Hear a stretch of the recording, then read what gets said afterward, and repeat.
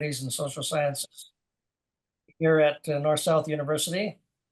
I'm pleased to have as our distinguished speaker this evening, Professor John Rennie Short, who happens to be Professor Emeritus of Public Policy at the School of Public Policy at the University of Maryland, Baltimore County. He has degrees from the University of Bristol and the University of Aberdeen, and has published and continues to publish regularly on themes that deal with demography, geography, urban studies, and geopolitics. And most recently, he wrote a piece that I read in the conversation that deals with the question of world order. And his point of view basically is that the new world order isn't coming, it's already here. And he tells us what it looks like. So tonight's presentation will be along the same theme, I gather, and we'll hopefully learn something from his particular perspective as an emeritus professor with significant years of experience. So I would like to indicate the format for tonight's presentation. So we'll have some introductory remarks from the Dean of the School of Humanities and Social Sciences, Professor Rizwanul Islam, and then we'll proceed with Dr. Short's presentation, followed by some Q&A. And I would ask the participants to place their questions in the chat box. If we have faculty joining us who would like to raise questions directly or provide comments directly, they may do so separate from the chat. So if we may begin, then I'll ask Professor Rizwanul Islam to proceed with his introductory remarks. Thank you so much, Norm. Good morning, good evening, depending on wherever in the world you may be. On behalf of the School of Humanities and Social Sciences of North-South University, it is my utmost pleasure to invite you all to this particular edition of our distinguished webinar series. As my esteemed colleague, Professor Soajo has mentioned, this particular talk is based on a recent piece by Professor Short on the New World Order. To me, it seems like a bit cyclical.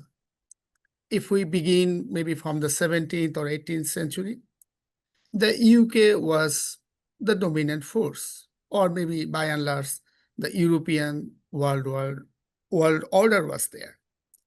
Then maybe we had a sort of shift towards an order where the US and the UK and some other European powers were ruling the world. There was another version of world order. Then perhaps at the risk of some simplification, we might agree mostly that since Second World War, for several decades, there was some sort of Pax Americana, a relative peace, some sort of rules-based world order. And then with the collapse of the USSR, maybe for a short period of time, we had a sort of completely unipolar or mostly unipolar world. And then maybe now, or just for a couple of decades, we had some sort of a world order which was multipolar, the US on the one hand and some other major powers. And now some scholars are arguing that China has emerged, not just an emerging power, but a power that can truly challenge the US hegemonic power, or in some other way, as you might call it. And as I understand from Professor Short's short piece in the conversation, and as Norm has already alluded to this, that according to Professor Short, this new world order isn't something that is yet to arrive, it has already arrived. And in my understanding, in a very provocative way, he has concluded his piece saying that world order would change, but how would it happen? Or is it changing in a bang or in a more peaceful way? I really am looking forward to hearing from Professor Short that how he delves on this theory, on this observation, and I also look forward to learning from the questions and comments of the audience. With those few words, thank you all. Thank you, Professor Short, for accepting our invitation. Thank you all. Thank you, Dr. Rizwan. So without any further ado, I'd welcome our distinguished guest speaker, Professor John Rennie Short, to begin his remarks, and take what time you think is appropriate for that, after which, as I said, we'll proceed with some Q&A time. Professor Short? Thank you. Thank you, Norman Rizwanal. I'm delighted to be provided this opportunity to give a talk to Bangladesh, which is actually part of the New World Order itself, with the major political changes brought about, part of a sort of global sweep of kind of young population resisting years of authoritarian control. So let me just begin, but again, just very briefly saying something about world orders, where we are now. And Norman suggested I also look at ways in which cooperation could emerge, not just conflict. I think my piece in the conversation was mainly about conflict. So he's given me a platform to say something about cooperation. So the term world order, you have to be very wary using it, because it's entered the conspiratorial world of black helicopters and, financiers meeting secretly and whatever. But there's a fairly common idea in geopolitics that you go through these periods when there's a distinct core formation to geopolitical relations in the world. And we can very briefly imagine, Rizwanal's already mentioned them, but from about 1815 to about 1880 was a period of UK dominance. It was a world order with Britain at its core, major military, economic power. From about 1880, you get the rise of imperial competitors to Britain: Germany, France, the US. And you can see this in the scramble for Africa, dividing up territory in Asia. It's a period of imperial rivalries, which, for all intents and purposes, lasts from about 1880 till 1945. First World War, Second World War, basically about imperial ambitions of different states. After the Second World War, there's a Cold War, a bipolar world, US, USSR. That's the dominant theme. Now, there's all kinds of countries and processes going on outside of that, but that's the sort of main structuring force. Decline of the USSR, you have a very brief period of US primacy, of a sort of unipolar world. The US was the uncontested economic and military power. It begins to essentially squander that opportunity with the fiasco of Iraq, long occupation of Afghanistan, global financial crisis. And really from about 2008, 2010, number of things happen. There's the global financial crisis. 2012, there's the inauguration of Xi Jinping. So this new world order is essentially one which is emerging, not only emerging, it's already here. And it has a number of characteristics.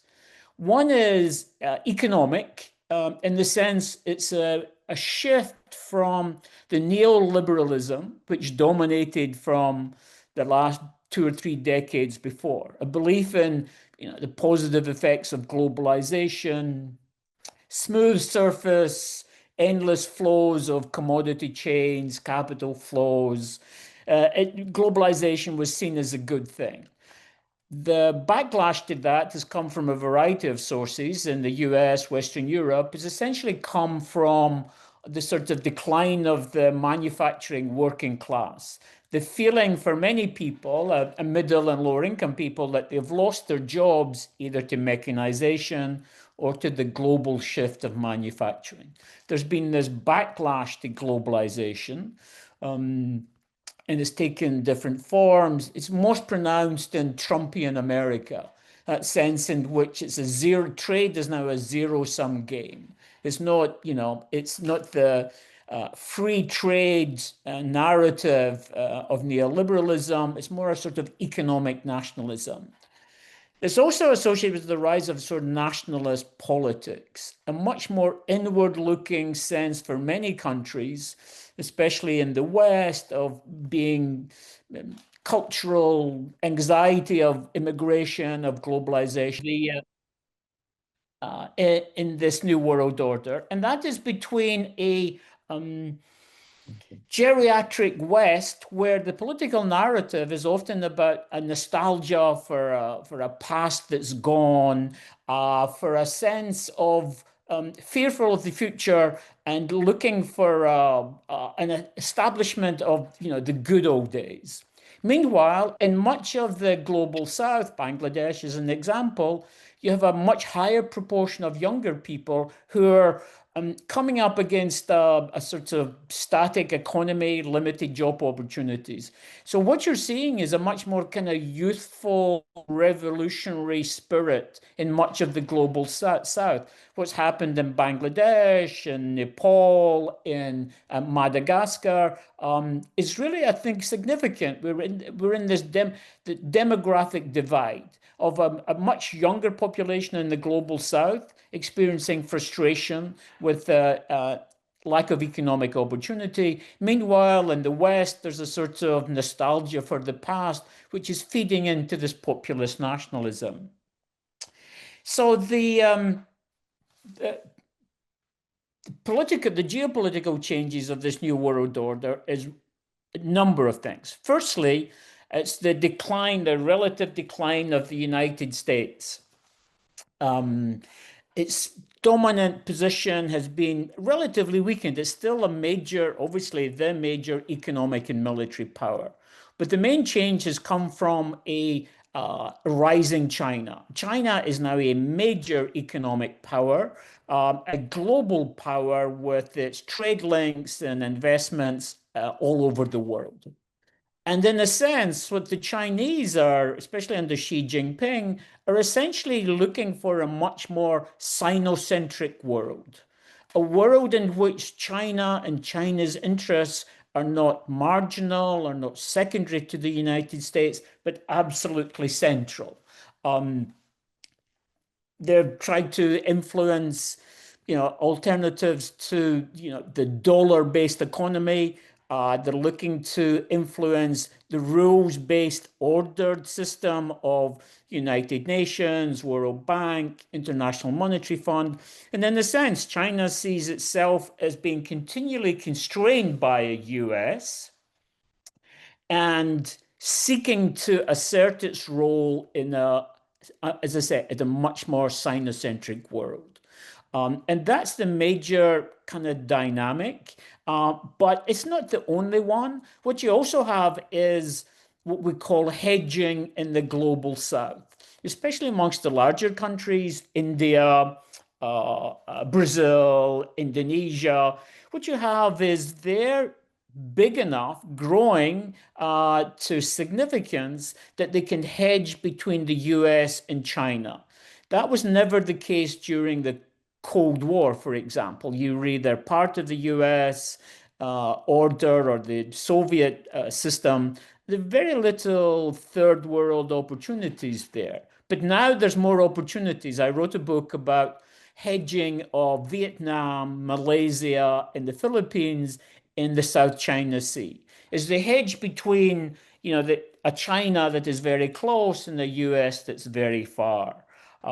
So this, it's a relatively declining US, a rising China that's looking for essentially and being able to establish an authoritarian axis with Russia, North Korea, Belarus, other countries.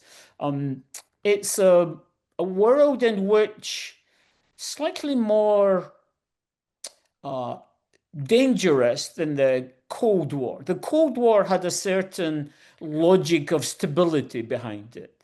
It was the US facing off against the Soviet Union, They both have nuclear weapons, but there's a sort of mutually assured destruction that sort of limited the sort of direct conflict. There were areas in the global south where there were sort of proxy wars, but it was a sort of managed conflict. The problem now, I think, in the New World Order, it's slightly more complex, and there's a whole variety of geopolitical hotspots that have the possibility of flaring out into major conflagrations. And these include, in no particular order, the South China Sea, where a small incident between a US destroyer and a Chinese fishing boat has a possibility to, grapple the US and the China together in a sort of escalating conflict. South China Sea would be one, which I know better, but there's Taiwan. Clearly, there's Ukraine. There's whole new areas of conflict as well. Cyberspace, outer space, the Arctic is opening up because of global climate change. And there's no agreement of territorial delimitation in the Arctic, as said there is in the Antarctic. So there's these new spaces of conflict as well as geopolitical hotspots. But it's important, I think, to remember this is not similar to the Second World War for a couple of reasons. One is we actually live in a much more globalized world. If you looked at that period of Cold War, there were essentially two worlds. The US system didn't really interact with the Soviet Union. There wasn't much trade. They had separate economic systems, separate political systems, very little interaction on a very real basis, very little travel, tourism, some cultural exchange, but that was about it. It really was a bipolarized world.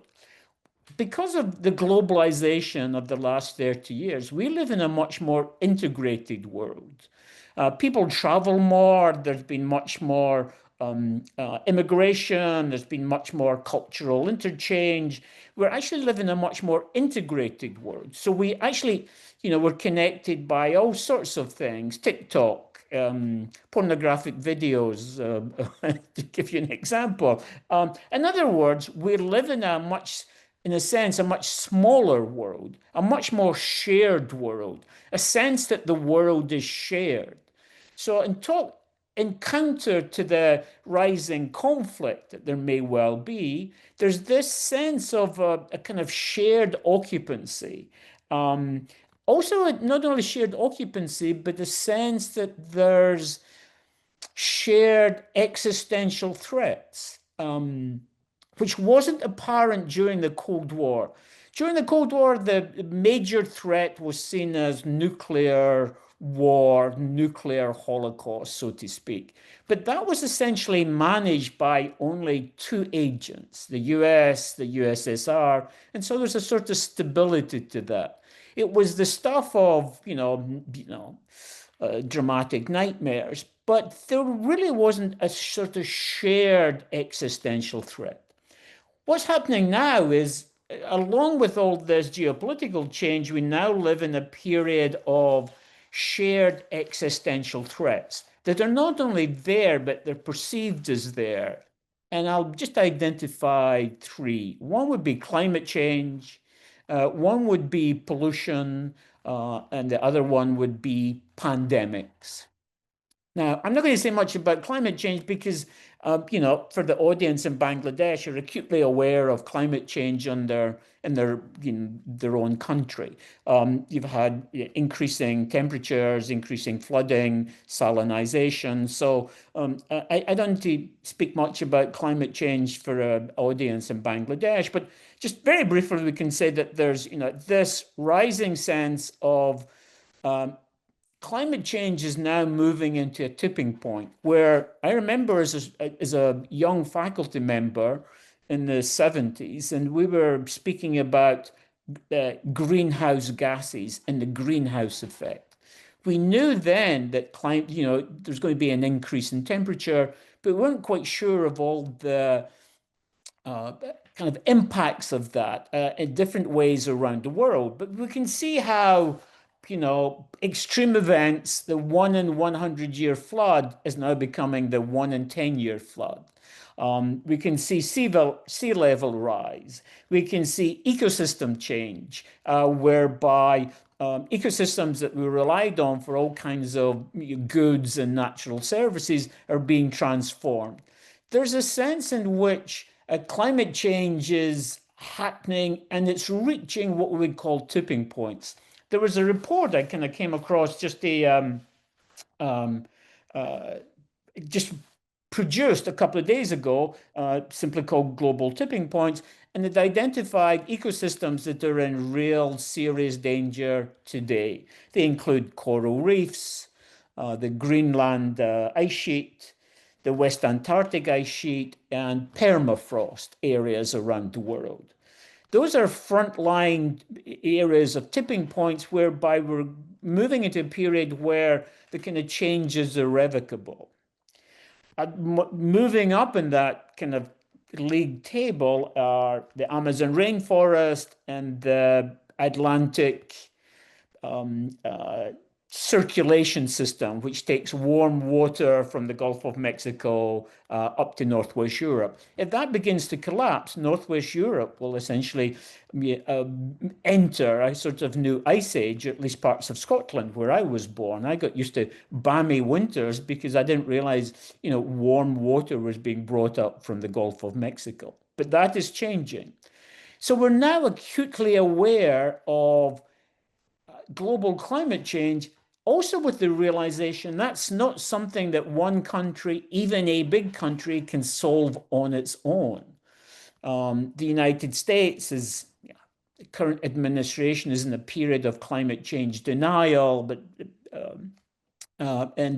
there's a global consensus that climate change is posing real threats to real people on the ground. Increased flooding, increased temperature, increased heat strain. It just goes on. And also realization that cannot be solved by one country, even a very big country like the US or China. So alongside this geopolitical conflict between, the US and China, there's a real sense that they both need to work together, since they're major polluters of greenhouse gases, of doing something to avoid this sort of climate change catastrophe. So in that sense, there's an awakening of that existential crisis. The other one would be pandemics. And that was all brought home to us during COVID. The last major global pandemic was the great influenza pandemic of 1918, 1919, that killed more people around the world than the First World War, which was a sort of barbaric savagery of the West. But what the pandemic showed you was in the sense that there's all kinds of viruses out there that have the ability to leap boundaries from animal species to human species. Now, the risk of pandemics is increasing partly because of ecosystem change. We now know that we're entering more natural rainforest areas where there's a larger viral pool, for example. There's growing awareness that as we transform, deforestation, for example, in the tropical world has all kinds of consequences. But one is it increases the risk of viral infections, jumping from species and generating new, much more virulent diseases. So the pandemic sort of scenarios include new forms of the influenza A virus, which, influenza at the moment can vary in severity, but with few tweaks here and there, it could be absolutely much more fatal than it is at the moment, the various scenarios. Though they're already severe for elderly and more compromised. We could get new coronaviruses emerging. We could get outbreaks of drug-resistant tuberculosis, TB, for example, or bacteria. We could get a new unknown pathogen. And what the COVID experience taught us, what is this, even a single country like China that did a kind of major lockdown, you either face economic collapse, social unrest, or major fatalities. In other words, what this pandemic recent experience shows you is that we're only a step away from another pandemic sweeping around the world. In other words, we need a lot more global cooperation in order to both track viruses, greater surveillance, and greater agility in coming up with responses. Now, in many ways, you know, we got very fortunate with coronavirus because we essentially got treatments within little more than a year, which was fantastic. Next time, we may not be so lucky. It may be an even more virulent strain, and it may not be susceptible to such quick response.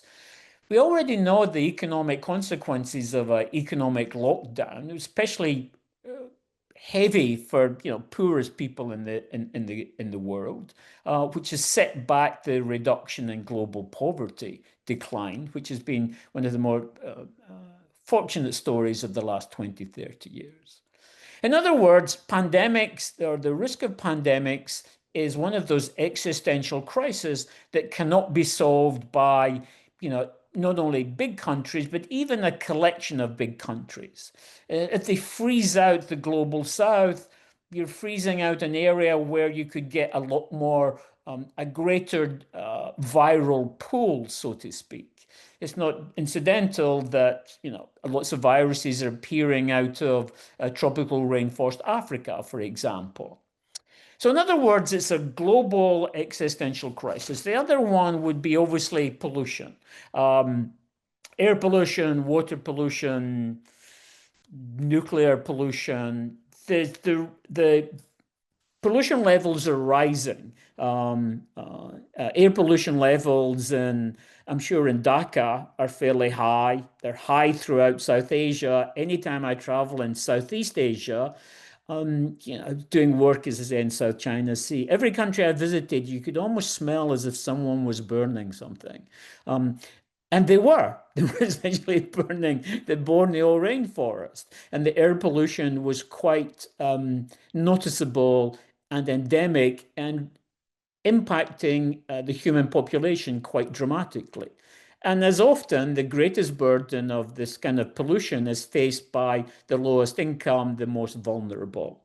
But pollution itself is creating issues, for all countries and for all populations. And it's one of those things that together, along with the risk of pandemic, the risk of climate change impacts, there's a growing awareness, as I say, of this shared kind of world, this world in which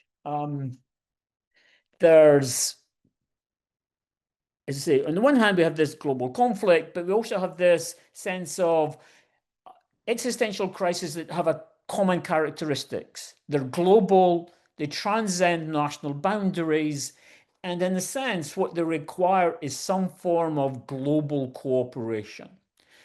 So on the one hand, we have this track of a sort of growing tariffs, growing economic nationalism, rising not only tariff walls, but immigration barriers, a sort of like people sort of trying to wall off their nation states. And in the same sense, this incredible awareness of these crises that cannot be solved by building bigger tariff walls or by trying to keep people out.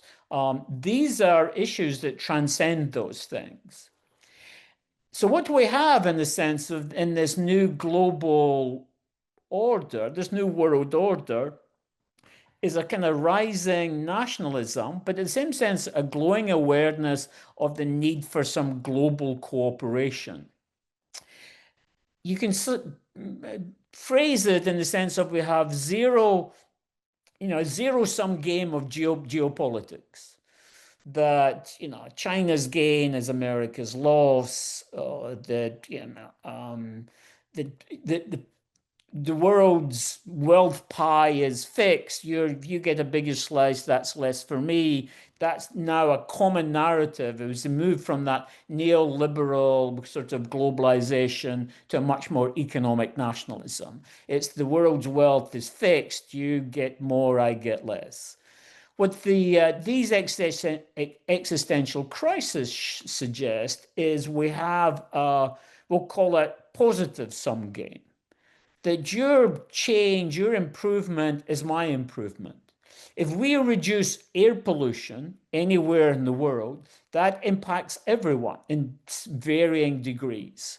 If we reduce deforestation in Borneo, if Indonesia can do that, air quality in Malaysia and Singapore and the Philippines will be dramatically reduced. If we reduce pollution, river pollution, and the Ganges or the major rivers, that impacts all sorts of downriver communities and countries. If we tighten up our ability to identify, treat, and control viruses, that's in everyone's benefit. The next virus, the next pandemic could be much more fatal, much more difficult to deal with. Something that happens in Wuhan in China quite quickly impacted me in Maryland, the United States, in a matter of months. So that awareness should give us a sense in which we live in a sort of zero, a positive sum game rather than just a zero sum game. Now, how does that come about? One is that there's a sense in which multiple identities. The main form of identity making in this new world order is nationalism, is a sort of narrow nationalism. But at the same time, there's a sort of, and always has been, but a sense of a global citizenship. We can see this being mobilized for, demonstrations around the world about, the Israeli Defense Force sort of ethnic cleansing in Gaza, for example. Pressure was put on, even in the United States, which has always been much more pro-Israel to an incredible extent. There was rising distaste for that. A sort of global citizenship of fairness and equity is there. It's kind of weakened during periods of economic national populism, for sure. But as I say, we live in a much more integrated, connected world. We can TikTok each other or email each other much more than we ever could. In that sense, you get new forms of identity making, when people see themselves as much more global than just national. So even more kind of local, regional, or even shared identities. So we now have much more. So the urban experience around the world is much more similar in different countries. Often, what happens in Baltimore or Washington, D.C. or New York City, quite similar to what happens in Shanghai or Beijing. So we're now getting new forms of urban connectivity. When cities are connecting one with each other in order to share and rely on each other's knowledge of urban pollution, for example. So there's new forms of engagement, I think, emerging, a part of this new kind of smaller world we inhabit. There's also new narratives emerging. I think the neoliberalism has basically run its course, and we're at a moment when we have a sort of space for the kind of dominant economic ideologies. The notion of a free capitalism making us all richer and freer is obviously a myth and been shown to be that. But forms of a sort of crude state capitalism, a sort of neo-communism, is also shown to be kind of quite weak. So we're in this period, this New World Order is also one in which the economic narrative, the one that provides both equity and sort of development potential, is still up for grabs. No one's arguing, very few people are arguing for a rampant capitalism, and no one's asking for a return to Soviet communism. So in that sense, the space is also an opportunity for a kind of economic narrative that links both the need to live in a much more equitable world, but also a much greener, much more sustainable world. Now, they're only fragments here and there, and we still have a sort of dominant ideology of the market. But even the belief in the market, even in the United States, kind of, bastion of free market capitalism, when they do surveys of young Americans, they have declining belief in the free market system. They think it's connected with a kind of oligarchy. They've lost confidence in it. Now, we haven't replaced these older ideologies yet with anything coherent and new. But I think the opportunity is there, and it's also one that links both, local communities with a broader global notion. As I say, that we're living in a much smaller, connected world, faced with existential threats that impact all of us. And the only form of solution is some forms of global cooperation or global connectivity beyond what's being offered at the moment, a sort of economic nationalism.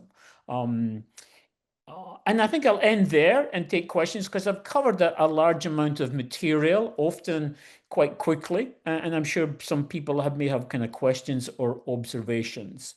So, Rizwanal, I'm quite happy to finish now, and very happy to take questions. Great. Thank you, Professor Short, for all of the material you covered. Obviously, there are lots of interest in what you had to say. And I'm sure our audience has learned a lot about the various elements that you covered and emphasized. And I, for one, am particularly glad to see that we might be thinking about positive-sum games and global cooperation rather than zero-sum games. So to begin, I'd like to refer, first of all, to Dr. Rizwan Islam for the first question. I know he has posed a question. Dean Islam? Oh, thank you, Norm. I thought that you are going to put that question directly.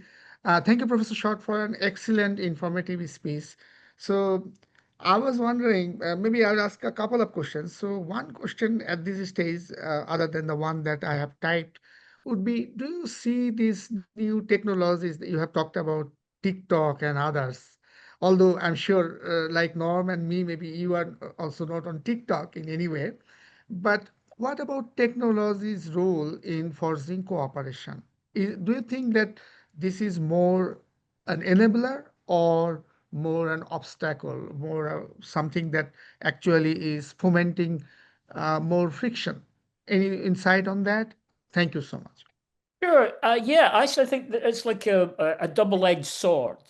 Because one of the things that's happening is, I think, in lots of social media, it quite quickly can become compartmentalized, so that your feeds will only refer to what you looked at last. So, for example, in my own experience, I once watched a panda video just to lighten up my day, and now I get more panda videos than anything else, right? My world is now a panda-orientated world. And I do know from work done on political narratives in the United States, quite quickly you can connect to social networks, social media, and eventually the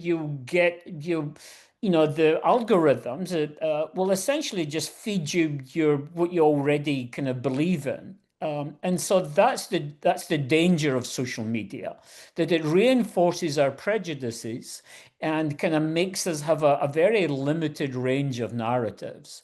So while, the social media can open us up to the world, often it only opens us up to, the same kind of bigotry that we already hold. So that comes with an issue. And I think that, I think there's, my only kind of hope for that is there's growing awareness. The social media behemoths kind of rely on those algorithms. Sort of anger and resentment make people come back again and again. But we can, with legislation, this notion of a free social media, I think, really needs to be questioned, because it's basically freedom for the companies to ratchet up their algorithms. So it makes a creation of angry communities rather than what the dream was a kind of like able to connect to a wider world.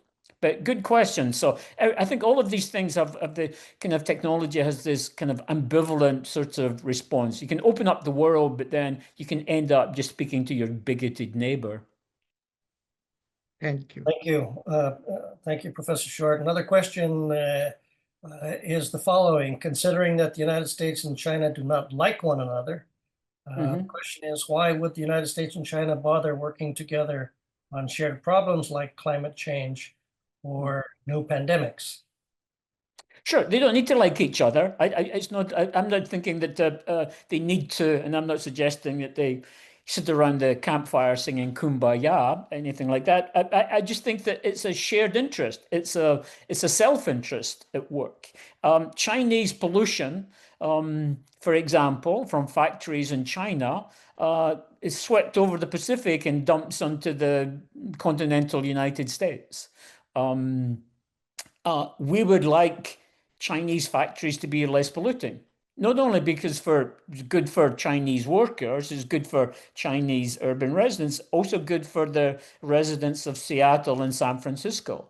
So you don't need to like each other, but I think there's a sense in which if you identify your real self-interest is one in which you can, you don't need to be spending money on, much more armaments. You could be spending money on social welfare. China has a very threadbare social welfare net, yet spending, trillions on military. Similarly, in the United States, it's in their self-interest for political legitimacy to reduce that. Now, there's always people who will, kind of entrepreneurs of outrage and nationalism. That's always occur. But I think the other thing is to identify areas of shared interest. It's not like I need to like Chinese people as an American citizen, but I do need to see that, they're reducing their pollution, reducing our pollution is good for us and all of us. I think it's we need a much more sharper calculus of self-interest. Often when you give a talk like this, people say, well, you're idealistic. You're like, the lion will never lay down with the lamb. I don't expect that. What I do expect is a much more careful calibration of what our shared self-interest is. Thank you. That question was from Ayan Akib Khan. I have another question, this one from Masrafi Sharkar Rahat, which concerns the multipolarity that you mentioned. And the question is whether this multipolarity of the New World Order will lead to more stability through balance or more instability through competition. Good question. I think, but I think there's, so let's take the case of Europe, right? So for example, part of this New World Order is an emerging Europe that's being separated out from the US. So one of the things is that the US is kind of shifting its strategy away from Europe towards the Indo-Pacific for a whole variety of reasons. Europe has been a strong economic entity, but has no real defense sort of thing outside of NATO. But the Russian invasion of Ukraine, twice now, has really kind of given the Europeans a jolt. And so it's a double jolt. Americans are withdrawing support, and Russia is now a threat on the eastern edge. Finland and Sweden had never joined NATO, but recently just joined NATO for that very reason. And so what you have is much more regional bouts of conflict that have the ability to sort of, spark off into something more dangerous.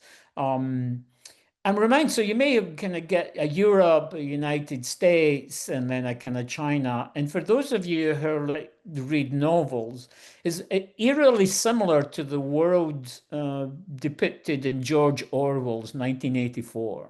George Orwell's 1984 had three main powers, basically the United States, the Soviet Union, and China, Japan. So these three big blocks kind of replace the bipolar world. They'll have their own stability, but there's all kinds of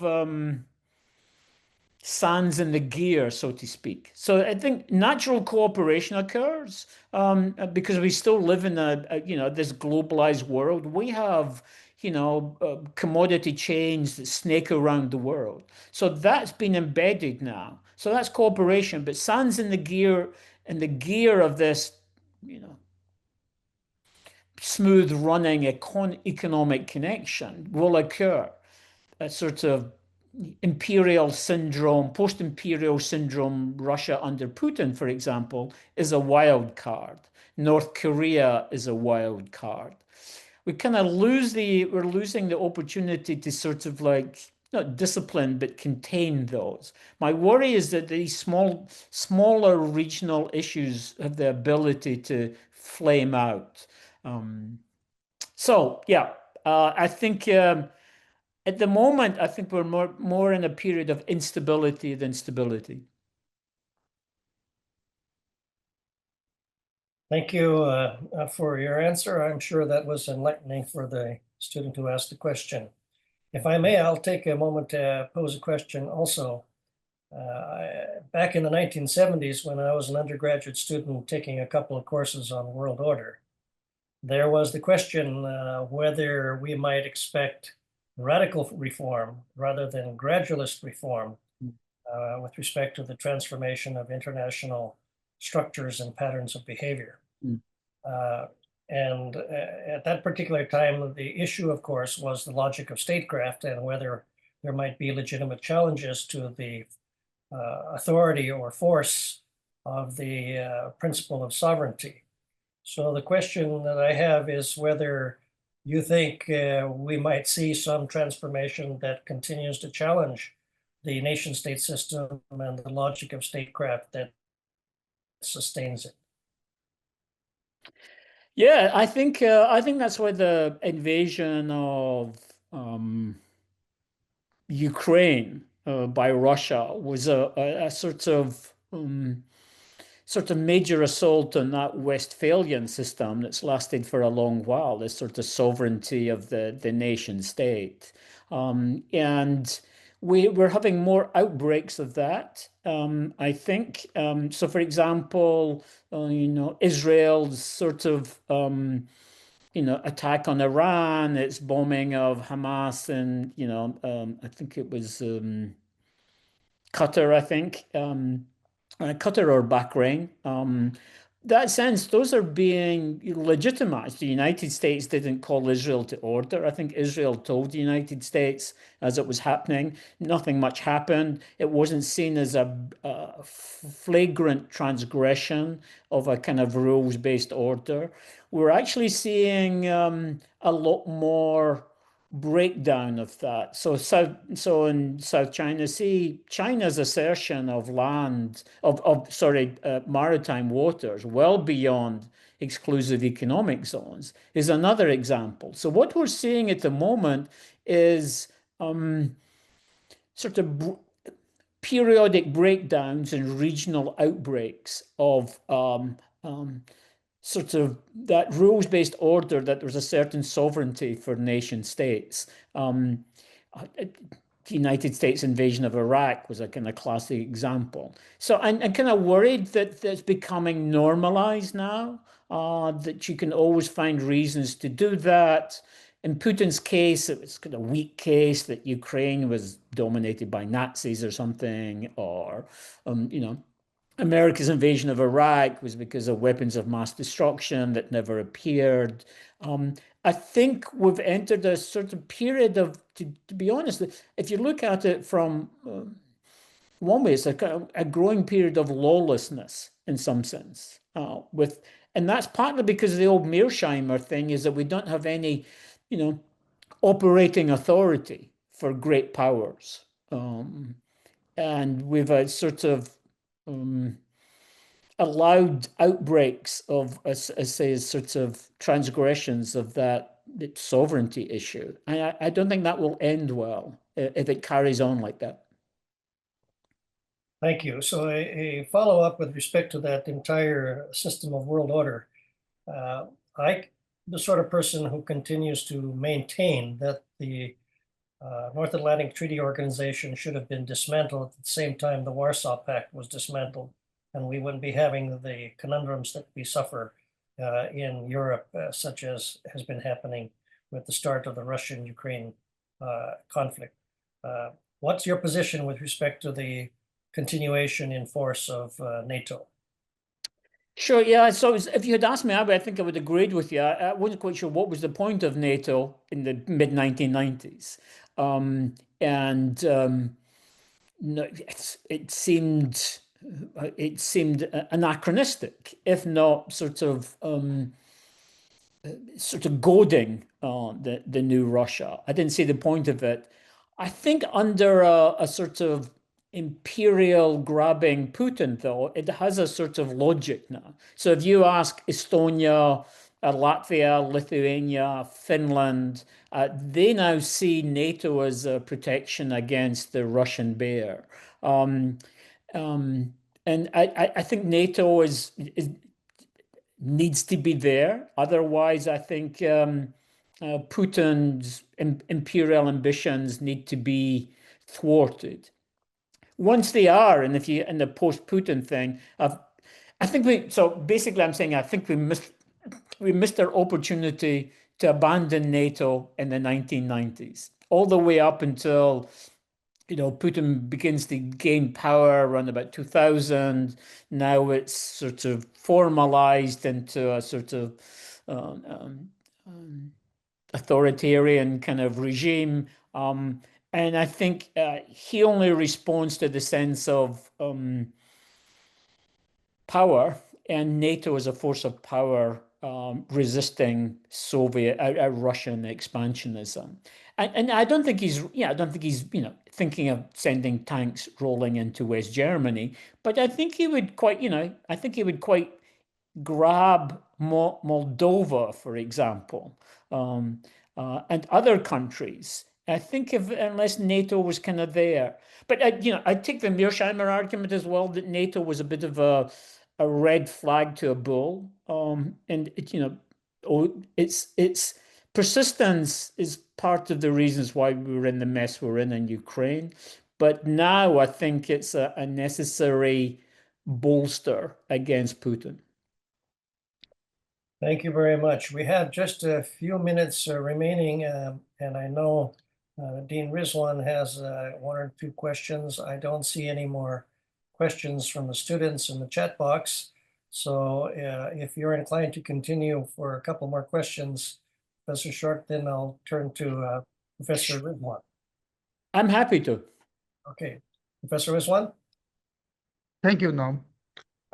Professor Short, in your piece in the conversation, you have briefly mentioned that particularly the developing states, they are forcing some sort of a hedging in terms of alliances that maybe traditionally Southeast Asian nations, they were very closely associated with the US, but many of them are already quite close to China as well.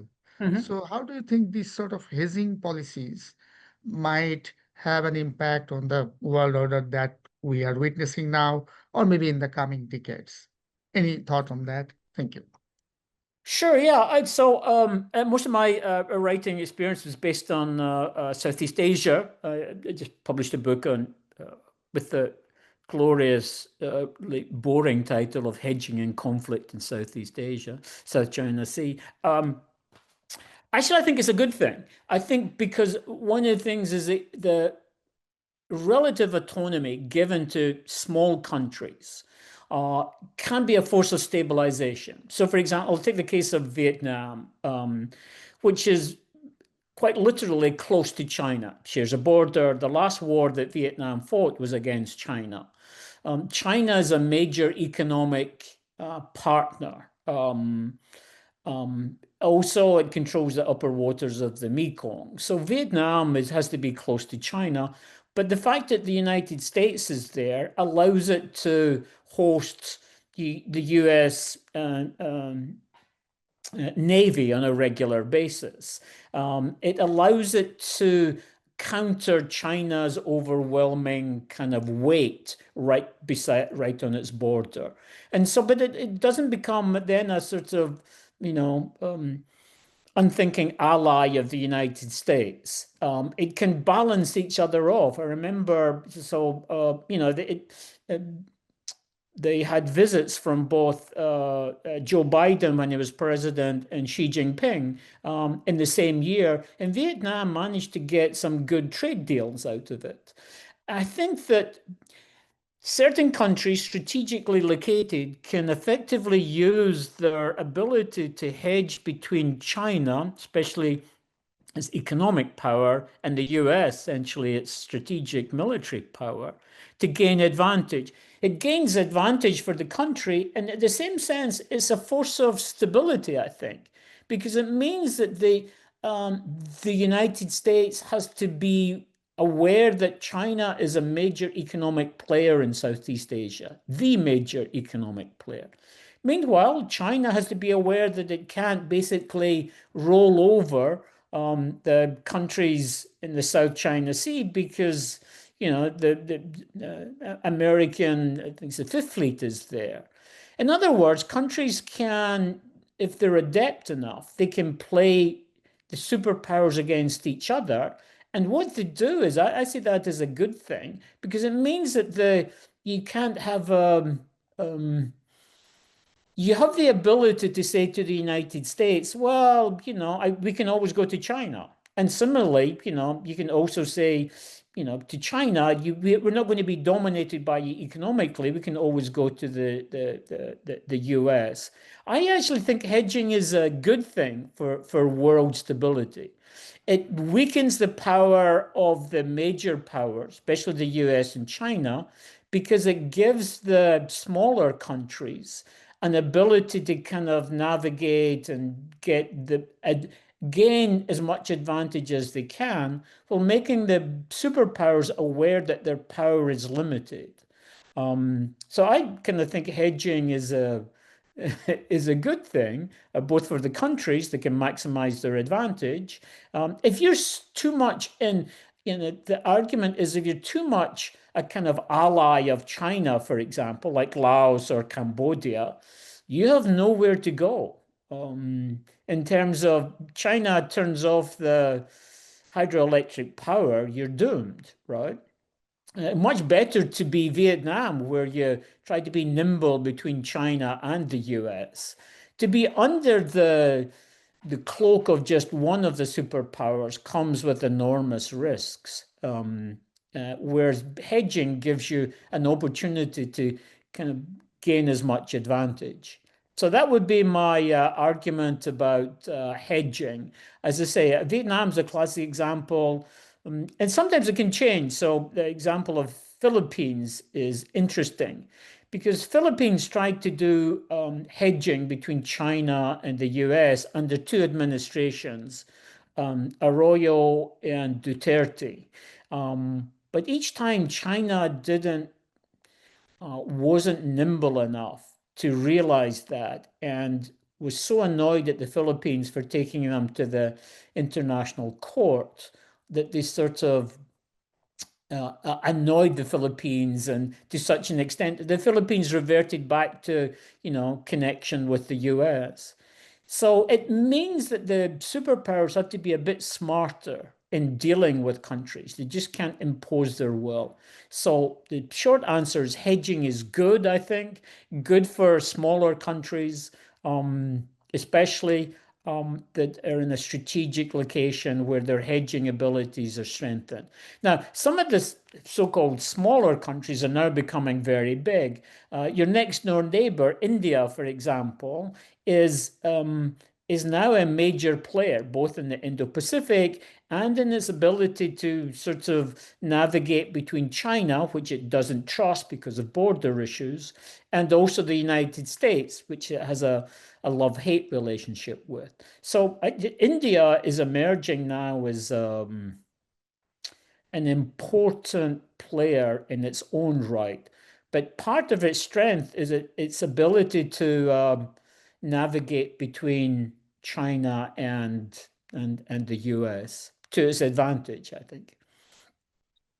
Thank you. I think our last question for the evening will be from a student, Faisal Hussein, who asks, if multipolarity leads to unstable shifting alliances, as you suggest, then are we witnessing a world order or a world disorder? A good question. So, it's one of those things. I think it's maybe we could call it a sort of unstable order. So somewhere between order and disorder. But in countries where all orders were like that, during Britain's imperial high point, for example, it had to navigate various wars on continental Europe. It had to navigate various sort of balancing between France and Russia. There was an order, but it was an order that was continually provoked and attempted and undermined. And I think that's what happens during periods of order, that they're in a process of the old kind of Nietzschean thing, a process of becoming rather than being. And so there's a sort of lineaments of a world order that's being in a process of being made and remade on a continual basis. But I think it was ever thus. Even during the bipolar world, you had the rise of India or Yugoslavia as, third rail between these two. So yeah, I think we're in a period, I think just at the moment, it's slightly more disorder than order. I think the transgressions I mentioned before, Ukraine, invasion of Iraq, long occupancy of Afghanistan, they did nothing for the United States apart from sort of a waste of blood and treasure, and also a kind of delegitimized its foreign interventions, as well as created a huge backlash in the United States, which has now led to its much more withdrawal from much of the sort of world stage in response to that. So each order, I think, comes with its internal tensions and evolutions and kind of changes. I'm just, as I say, I think I ended my piece that all orders end. They always come to an end, but it's the way that they end is the issue, right? You want them to end with a whimper, not a bang. Thank you very much, Professor Short, for those concluding remarks on the final question. I think it's significant in your remarks that you emphasize the importance of shared existential threats requiring global cooperation. And I think this evening we've demonstrated through our joint deliberations the significance of our own global cooperation in loco. And so I thank you for joining us this evening. And we welcome you to join us at any time that you're interested in joining us again for any kind of discussion. And so on behalf of my colleagues and the students present in the evening discussion here and your morning discussion there, we thank you for joining us and wish you well. Thank you very much. And I Thank you. just Thank you so much for your time and the excellent yeah, talk. no, and I'd just like to say to the students who joined that you know, people had to put in some effort and time in order to get this organized. So I'd like to thank Norm and Rizwanal for arranging this and organizing this, and very much appreciate the opportunity to speak with you. Very interested in Bangladesh because you're going through your own kind of experiment and democratization. So good luck with that. Thank you once again. Thank you very much and have a good day over there. And my thanks Have a to good the day. students who helped with this evening's organization of the technology and so on.